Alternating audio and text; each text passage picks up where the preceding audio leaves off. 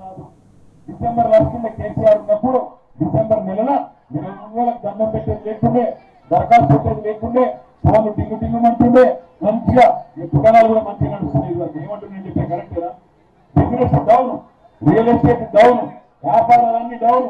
ఎక్కడికక్కడ ఇవాళ తెలంగాణలో లక్ష్మీకరణ చేయని పరిస్థితి వచ్చిందన్నమాట. వాస్తవంగా కాదా? ఇంకొక మాట ఒక్కసారి యాడ్ చేసుకోండి. తులం బంగారం అన్నాడు.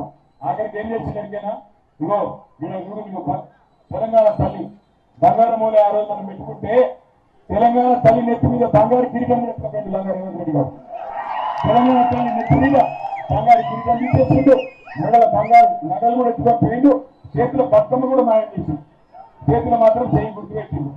ఆ చెయ్యి గుర్తు నేను ఇదివరకు చెప్పినా మళ్ళీ చెప్తున్నా, అది అభయ హస్తం కాదు, భస్మాసుల హస్తం.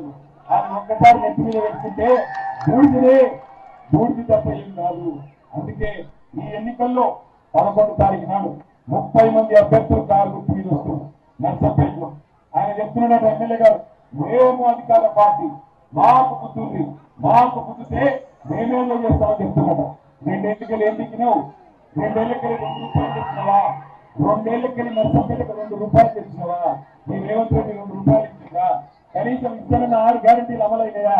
మరి ఏమి అమలు కాకపోతే ఎందుకు ఓటేయాలి? బరాబర్ అడగాలి.